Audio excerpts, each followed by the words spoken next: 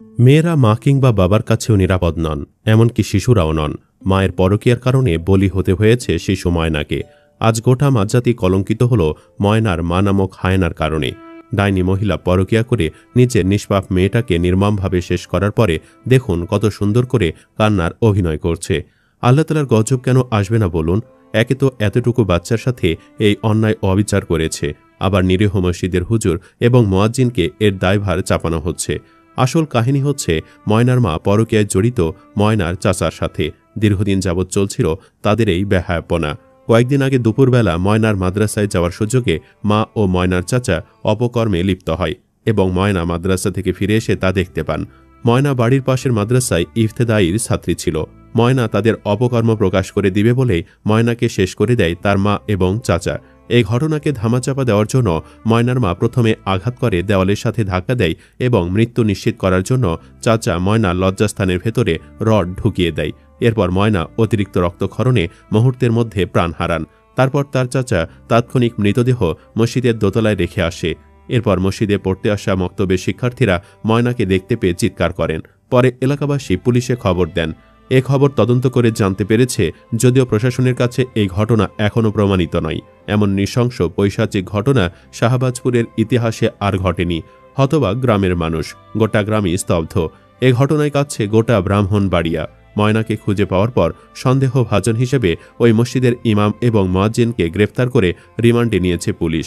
অথচ গতকাল তদন্তকারী কর্মকর্তা স্থানীয় ওলামায়ে কেরামকে আশ্বস্ত করেছিলেন যে ময়না তদন্ত ও ডিএনএ রিপোর্ট পাওয়ার পর তাদের সংশ্লিষ্টতা না পেলে তাদের সম্মানের সঙ্গে মুক্তি দেওয়া হবে। সেই আশ্বাসের 24 ঘণ্টা না যেতেই রিমান্ডে নেওয়া আমাদের কাছে বোধগম্য নয়। আমরা আইন ও বিচারের প্রতি পূর্ণ শ্রদ্ধাশীল। তদন্তের স্বার্থে প্রশ্ন থাকতেই পারে, ইমাম মুয়াজ্জিনকে জিজ্ঞাসাবাদও করা যেতে পারে। তবে রিমান্ডে নিয়ে শারীরিক ও মানসিক চাপ প্রয়োগ নিরীহ মানুষের জন্য বড় রকমের হয়রানি। এই ঘটনায় যদি কেউ প্রকৃত দোষী হয়, আইন অনুযায়ী তার সর্বোচ্চ শাস্তি হোক, সে দাবিতেই আমরা একমত। কিন্তু প্রশ্ন হচ্ছে, শুধু ইমাম ও মুয়াজ্জিনকে কেন রিমান্ডে নেওয়া হলো? আমরা শুনছি আরও কয়েকজনকে আটক করা হয়েছে, তাদেরকে কেন রিমান্ডে নেওয়া হয়নি? সরাইল উপজেলা প্রশাসন ও সংশ্লিষ্ট তদন্ত কর্তৃপক্ষের প্রতি আমাদের আহ্বান, বিষয়টিকে দয়া করে ঘোলাটি করবেন না। ধর্মীয় প্রতিষ্ঠানে কর্মরত নিরীহ ইমাম মুয়াজ্জিনকে যেন কেবল সন্দেহের ভিত্তিতে আইনের মার পেঁচে ফেলে শাস্তি দেওয়া না হয়, সেদিকে আপনাদের সতর্ক দৃষ্টি কামনা করছি।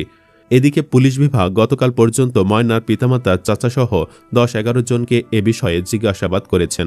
2 জনকে প্রথমে আটকও করেছে।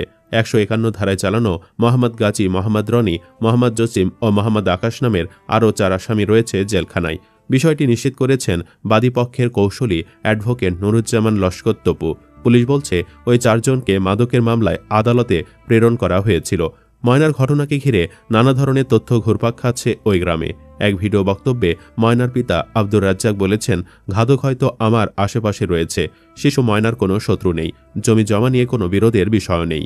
এমন সব যুক্তি সামনে এনে এই ঘটনার পেছনে পরকীয়ার বিষয় থাকতে পারে বলে চাউর হচ্ছে ওই গ্রামে। অবশ্য মূল বিষয় উদ্ঘাটনে পুলিশ বিভাগসহ বিভিন্ন সংস্থার কাজ অব্যাহত রয়েছে। জানা যায়, নিখোঁজের পরদিন ভোরবেলা রক্তাক্ত ও বিবস্ত্র অবস্থায় ময়নার দেহ মিলে হাবলিপাড়ার মসজিদের 2য় তলায়। মসজিদের চাবি ছিল ইমাম মুয়াজ্জিনের কাছে। তালাবদ্ধ মসজিদের ভিতরে কিভাবে প্রবেশ করেছে পাষণ্ডরা, সেটিও একটি ধোঁয়াশার বিষয়। স্থানীয় একাধিক ব্যক্তি জানান, নিরিবিলি হওয়ায় মসজিদের জন্য বরাদ্দ ওই রুমে একদল ছেলে দিনরাত মাদক সেবন করত। আমরা শুনেছি, আকাশ নামের এক যুবক ওই দিন ইমামকে মসজিদে তালা দিলে খবর আছে বলে হুমকি দিয়েছিল। অনেকের ধারণা মাদক সেবীরাও এই ঘটনা ঘটাতে পারে। এতে ভয় পেয়েছিলেন ইমাম সাহেব।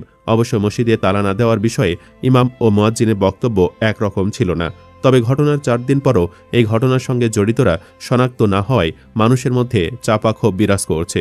সহকারী পুলিশ সুপার তপন সরকার বলেন, মসজিদের ইমাম ও মুয়াজ্জিনের রিমান্ড মঞ্জুর হয়েছে। আমরা এখনও এই ঘটনার কোনো ক্লু বের করতে পারিনি, আমাদের কাজ চলছে। সুপ্রিয় দর্শক, আপনার কি মনে হয়, এই ঘটনায় আসলেই কি ময়নার মা দায়ী নাকি অন্য কেউ? কমেন্ট বক্সে জানিয়ে দিন আপনার মতামত। ভিডিও ভালো লাগলে লাইক দিন এবং শেয়ার করুন, আর অবশ্যই চ্যানেলটি সাবস্ক্রাইব করুন। ধন্যবাদ।